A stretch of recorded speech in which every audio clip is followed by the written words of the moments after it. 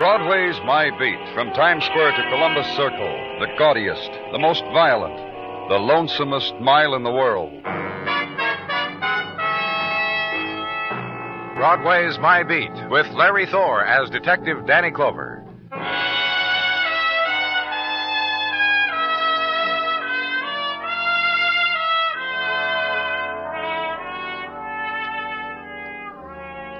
Flow of an August nighttime, drift and ebb of an August nighttime through the narrow channels of Broadway. And where surge was, the great pools of silence filling now. And stand at their edge and try for a tear to mourn the passing of summer night. And flip the coin for the memory that's worth the weeping.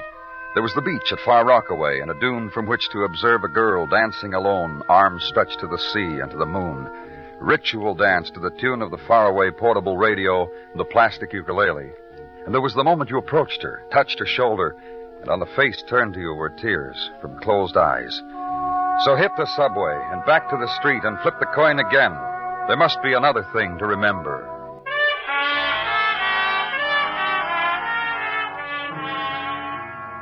And this, too, on the trailing edge of night.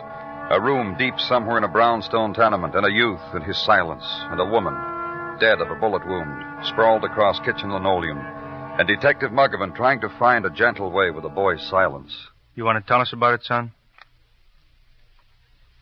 Look, son, no one wants to hurt you. No one... You try, huh, Danny? Why don't you move away from that corner, son? Come over here. Sit down. You live here? Yes, sir. And this woman... My mother. Can you tell us what happened? My mother? Look, what's your name, son? Jimmy. Jimmy Bruce. That's my mother. Look. What? Why don't you go away, you and this other man? We don't need you. Mom and me don't... Look, kid, there's no other way to say it. Someone killed your mother. All we're asking of you is to help us. Were you here when it happened? Was there anyone else here? You don't have to stare at me like that, kid. What do you do now, Danny? Get it, huh, Muggavan? Yeah. What do you want, lady? Policeman downstairs. He said to come up here. He said to tell you... This lady, Danny, a policeman downstairs said for her to come up here. He said for her to tell us. Well, let her come in. What do you have to tell us? A boy. Just a boy. Why is he staring that way? His mother was just shot dead. That's why he's staring, lady. And that's his mother there. He's staring at his mother. There's something you want to tell us? Oh, poor boy. Poor boy. Just tell us why the policeman downstairs let you come up here, lady. Well, he said you'd want to know. Want to know what? I live a few doors down, just next to the corner, and, well, I couldn't sleep, and I was just looking out the window, I guess, just lying in bed, not being able to sleep. And I got up and walked around, and through the window. In the alley, I saw...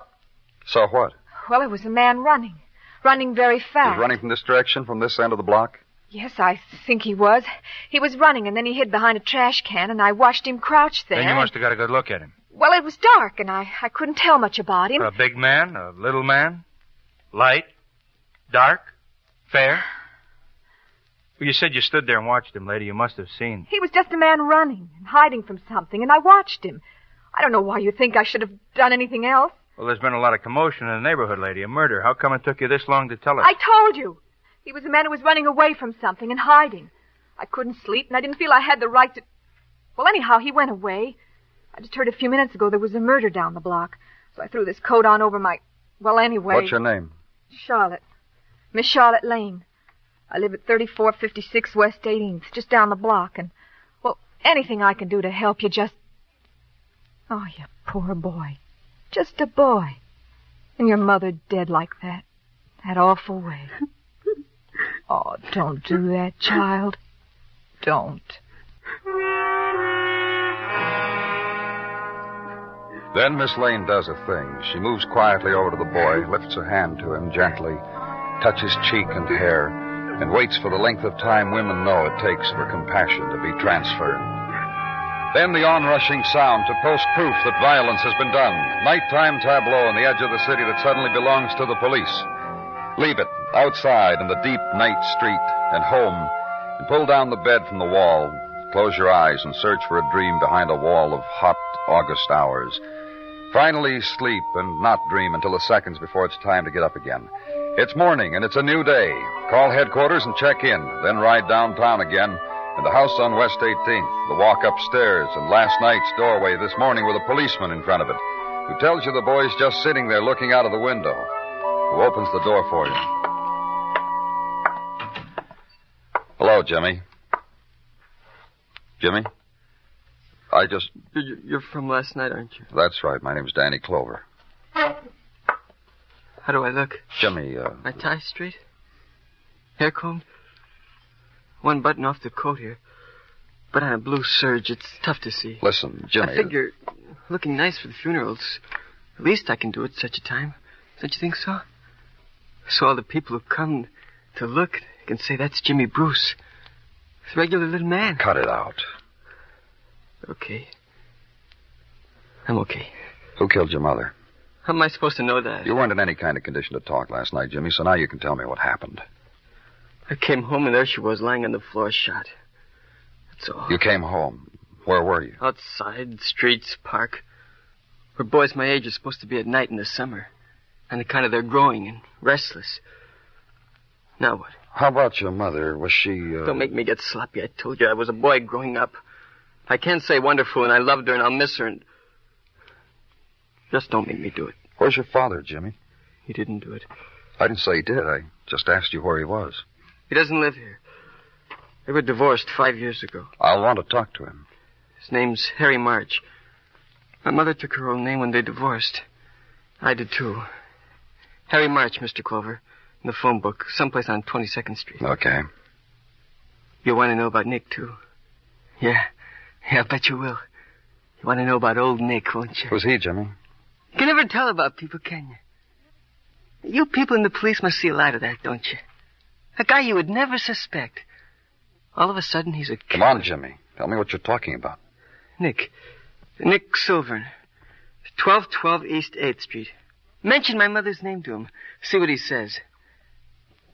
Mr. Clover? Uh-huh. You police people must really see a lot of that, don't you? A guy you would never suspect. All of a sudden, he's a killer. The adolescent smile, then, and the wink. Wisdom at 17 with regards to murder. Leave and ride the streets again. East 8th, and Nick Silvern is not home, and no one seems to know when he will be nor where he could be. Get a description from neighbors and call it in as an all-points bulletin. Then the special businessman's lunch, which consisted of warm, small portions with iced tea and no dessert. Phone booth and look up a number for Harry March. And Mr. March is not home either, you're told by the super. Did you try his place of business? Well, try there. Utility repair shop over on 3rd, the super thinks. About the 500 block someplace, he thinks. So go there and walk the 500 block and try a store whose window has only 2 electric home mixers in it, both broken.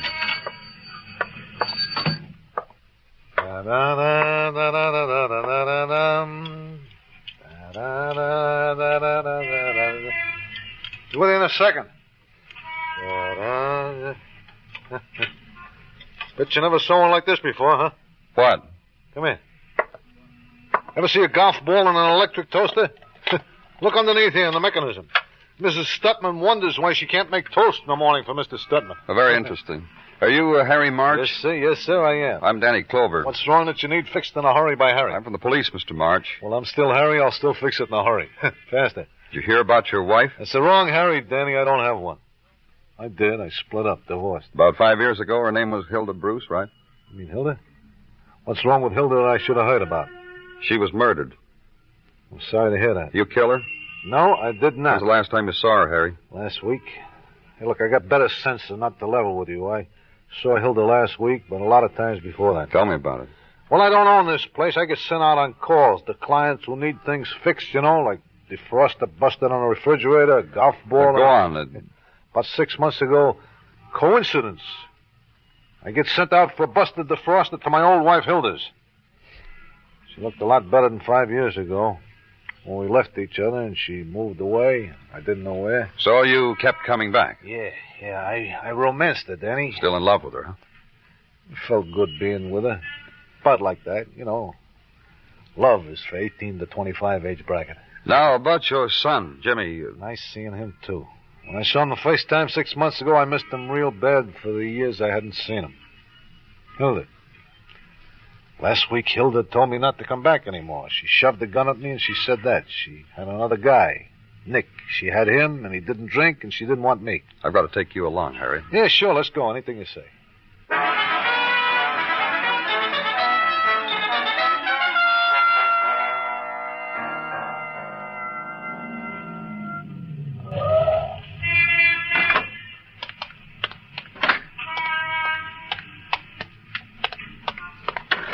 All right, Harry, get out. My day belongs to you, Danny, so anything you say. Come on. Up here. Show me any spot on this building where it says police department. Not even in chalk does it say police department. You notice that too, Danny? There's a woman who told us she lived here. I want her to have a look at you. My day belongs to you, Danny. Anything you want to do with it. That list of tenants on the wall, do I get a fielder's choice, or is there a particular lady we have in mind? Yeah, this one. Charlotte Lane, apartment 1C. Charlotte? Sounds fair. Let's go. Yeah.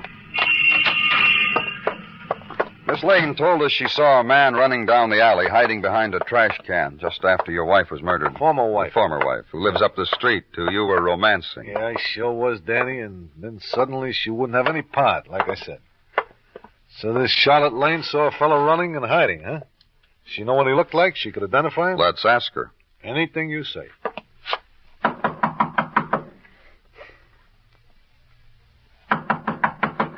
Hey, Charlotte, open it. It's a law with a friend. Shut up.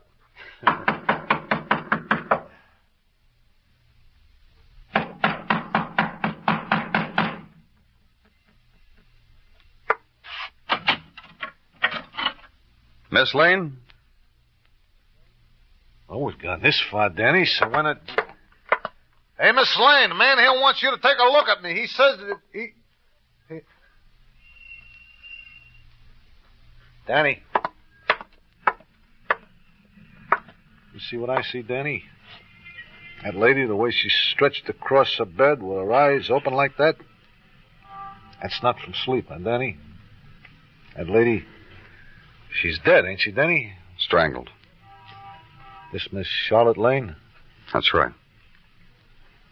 I said the day belonged to you, Danny. And Charlotte here, she just went and loused it up for you. Didn't she, Danny? Didn't she, Danny?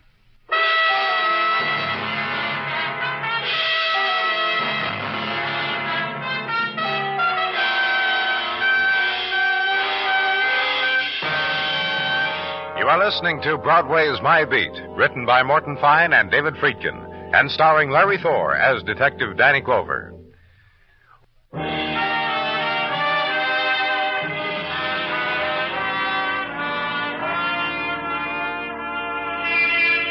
The August evening leans close to Broadway, whispers promises into its ear. There, in the dark, beyond the whirling lights, the lacy dream. And there, on the edge of laughter, the face that darts behind the smoky warmth and disappears. Across the street now, and the fast, hard clack of a woman's heels, to turn a corner, and she's gone, too, back again into the darkness. And somehow, that's the way it is. All the promises, just a smile away, always across the street and around the corner. Run after them, because when August is done, another year starts dying. At evening at headquarters... Danny? Come on in, Mugwin. You got something? A few things. Danny? Yeah? What? You miss Tartaglia? I really do, Mugwin. I got a card from him. Dear Officer Mugwin, having a fine time. Wish you were. He meant wish you were here. Couldn't get it all in the card. He wrote smaller on mine. He got it all in. Hey, what's Gino doing in Baltimore with his cousin Kendall, Danny? I thought he didn't like his cousin Kendall. Well, his wife likes his cousin Kendall. Well, she doesn't like Baltimore, though. What have you got for me, Mugwin? Well, a little check and back, Danny. May or may not be of any use. Give me the opportunity of deciding, if you don't mind. You really miss him, huh? Me too. Let's get with it, huh, Mugwin? Okay. Jimmy Bruce, son of the deceased, Hilda Bruce, 1 month ago on July 12, lodged a complaint against his father, Harry March. Oh? I say lodged a complaint. He walked into the precinct and told the desk sergeant to keep his father away from his mother. The sergeant told him to call if his father showed up, you know. Mm-hmm. What else? Well, on Charlotte Lane, neighbor, no police record, nothing. Except worked as a waitress. Weber Healthateria. Healthateria? Where? In the village. Here, I dug up the address. And you know something? What? There are 4 Weber's Healthaterias in New York. I'm very happy. You don't understand. I had to find out which one Charlotte Lane... She works at the one in the village, Danny. Good night, Danny. Ride now to the village and park the car and walk. And the exotic things of the village, the August things. Man on camp stool at street corner, manicure scissors poised gracefully, snipping delicately, swiftly out of black paper, the silhouette image of a woman's profile. And in black silhouette, the woman's profile has youth in it, which pleases her, which makes her to remark to her companion who wears a fez that she is very happy, Stanley, which makes the fezzed man dig for $1, which is the stated price on the cardboard at the artist's feet. August things in exotic village. Girl with carefully designed shock of gray and black hair, sauntering, sandaled, and in sari splotched with gilt. Briefcase under arm. A youth, forehead against plate glass, sipping in the mysteries of the shop's display. Driftwood planted in fragment of concrete building block. Necklace of rusty nails. And farther on, Mrs. Webster's Healthateria, which has also a display in its window. Naked pile of wheat germ on one arm of scale, balanced on other arm of scale by a scoop of simulated mashed potatoes. And beneath, the legend, Your Health, Whither. And crystal jar filled to brimming with soybean. And box of candy with the sugar substitutes carefully analyzed for the chemists inhabiting the village. And inside, a counter laden with healthy stuffs, almond meatloaf, 35 cents, soybean parfait, 12 cents. And at the cash register... Indulge yourself, young man. A woman in sleeveless cotton print and of muscular bulge in the forearm, gray hair coiled high and speared with prong of tortoiseshell comb. Eat, young man, and if your eyes are bigger than your stomach, don't worry about it. Not here. Not at Mrs. Weber. I'm from the police, Mrs. Weber. You eat my cuisine, you'll have a whole new outlook. Feel better, too. Try the parfait. Take my word for it. I'm from the police, Mrs. Weber, to check on a woman you had working for you. Charlotte. That's right, Charlotte Lane. She was... Choked until dead. That's what she was. I read in the papers that's what she was. Any other season, I'd close the Healthateria and go someplace and cry, but... Oh, summer, you'd be surprised. Just tell me about her, Mrs. Weber. Whom she knew, who she... A girl of very sweet heart. That was Charlotte. Kind, sweet to the crackpots who wander in here and make remarks. Never faze Charlotte. She has a good word for anyone, even meat eaters. They finally ate out of her hand. Just nice to customers, huh? No special friends, no... I was a special friend. I paid her good. No, besides you. Besides me? A drunk. What? A drunk. Who blew in here one day to fix my vegetable juicer. Went patooey on the molasses and germ casserole. Started breaking things. Who was he? A drunk. And Charlotte was sweet to him. I yelled for the cop on the beat. By the time the cop arrived, the drunk was eating out of Charlotte's hand. You said he was a special friend of Charlotte's. He got that way after that.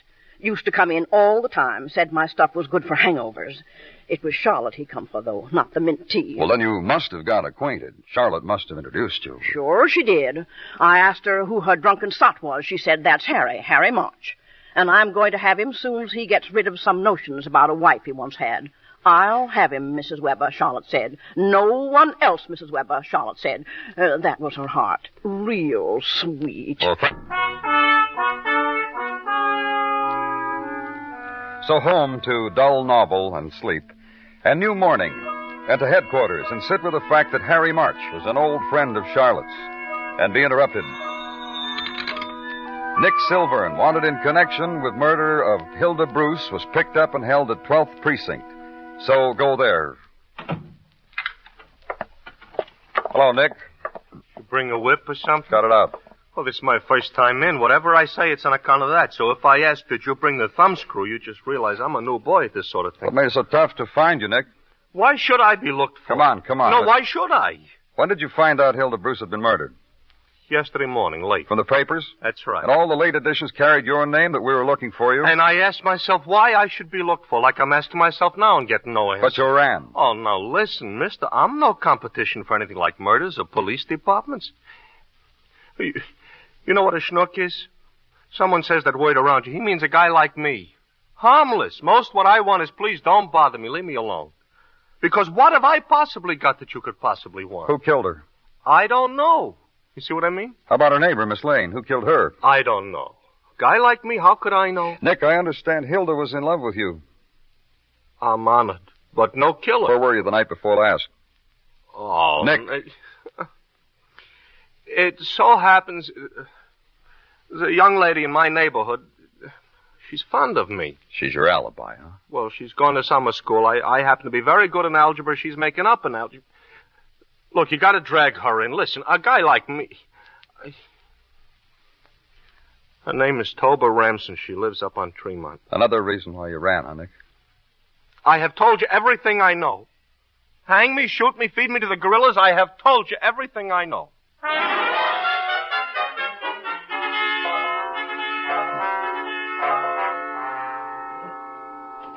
Danny? Mm-hmm. It's me, Danny, Detective Muggerman. So turn around and take a look at me, huh? Sure. You look hot, Muggerman. I walk the neighborhoods, I get hot. Sweat through my coat, wilt my collar. It's a quirk with me. Why don't you take off your coat? It's allowed, huh? What's eating you? Lay off. I'll just lay off. All right. Just the heat, that's all. Yeah. The heat. Let's have a fan, huh? That's better. Better. You check Silverman's alibi? One of the things I checked, yeah. Silverman's got an alibi. 17 years old, haircut that new way the kids wear, and very backward at algebra. Night Hilda Bruce was murdered, Nick brought a pony up to Toba Remsen's algebra pony. It had all the answers. How about the time of Charlotte Lane's murder? Nick brought his pony again. Silverman's out then. Danny? Mm-hmm. Earlier today, I got the report from ballistics. Hilda Bruce was killed with a .32. I checked that, too, while I was out. Hardware stores, sporting goods stores, places where if you want .32 caliber bullets, you go buy them. Go on. A week ago, hardware store on West 19th, a package of bullets was bought. .32s. By a young man, the owner said. Do you know who it was? Sure he knew. He said the kid was practically a neighbor. Came in all the time for things. Kid named Jimmy Bruce. It's a heat, huh, Danny? Heat that makes me feel sick to my stomach. That's what it is, huh, Danny?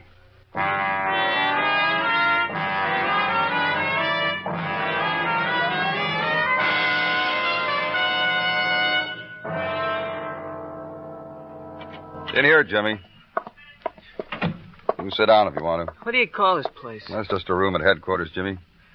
We'll have your father in here in a minute. Okay, Danny? Bring him in, Muggerman. You think my father's a murderer? You're crazy. He was a good guy. He wouldn't hurt anybody. All he was trying to do... Hi, Pa.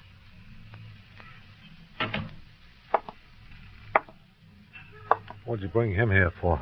What's the matter? Aren't you glad to see your son? Hey, Jimmy. What? I've been talking to you, Jimmy. He asked me who killed her. I told him I didn't know. That's all he told us, Harry. Because it's the truth. Jimmy, after your mother and father separated, how often did you see your father? Lots of times. Now, don't lie, Jimmy. I didn't know where you were. After you found out where we were, lots of times. That's what you meant, wasn't it? Yeah, Pa. You ever see your dad when he was drunk? Why don't you leave him alone? Yeah, I've seen my dad when he was drunk. How does he stack up with the drunks you've seen in the park, son? He doesn't get that sloppy. Harry? I heard him.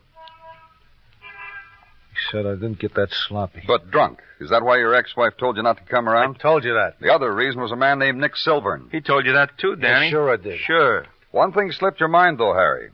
Charlotte Lane. What about her? You'd known her a long time. I stopped knowing her for a long time, too. How long ago? About 6 months? When you met your ex-wife again? How about that, Danny? Running around with a woman right down the street from the woman he used to be married to and not even know it. What do they call that? Fate? Kismet? What? You killed Charlotte, Harry? You killed Hilda? One or both, Harry. Or neither. What do you know about it, Jimmy? Nothing. Pa? Leave him alone. We think you killed Charlotte, Harry. Think anything you She want. saw you running away. She heard a murder had been committed. She came to us and told us she saw a man running away. Didn't mention your name. That was nice of her. Didn't mention your name, not the first time. She was going to hold it over you, Harry. She came to us to let you know what she could do to you unless you'd take her back, so you killed her. You gotta have my son sit through this? The poor little tyke went out and bought some bullets a few weeks ago, Harry. The poor, innocent boy bought a pack of 32 soft-nosed slugs. What'd you do that for, Jimmy? To keep your father away? Pa. What? These guys are smart cookies. Just don't... Don't what, Pa? Like I said, these guys are smart. So figure you killed Charlotte. That means, Harry, you were running away from the death of your wife. And we all know your wife didn't want you around and Jimmy didn't want you around. We know about the 12th precinct, Jimmy, how you asked the sergeant to keep your father away. We know you bought bullets, and we know your mother had a gun. You told us that, Harry. Remember you said your wife poked a gun at you? So what happened the night your wife was killed? I shot her. Cut it out, Pa. I shot her. You're crazy, Pa? You're going crazy? Get out of here, Jimmy. Listen, Pa was drunk. That's no excuse. Pa was drunk. Mom pulled a gun on him. Pa took it away from her. He was drunk. He had a loaded gun and he was drunk. So I went after him. Why not? He was drunk. The gun went off. That's all. The gun went off. Accidentally. And my mother was dead.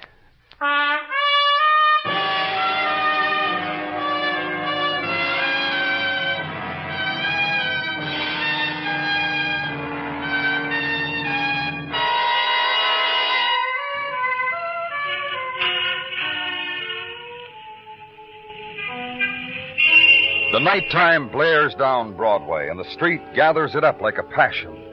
And threaded against the dark, the million fragments, neon and roar and melting shapes, and shock and clots of crowd. It's a fury that sweeps you up and holds you close and throws you into the gutter of your choice. It's Broadway, the gaudiest, the most violent, the lonesomest mile in the world. Broadway, my beat.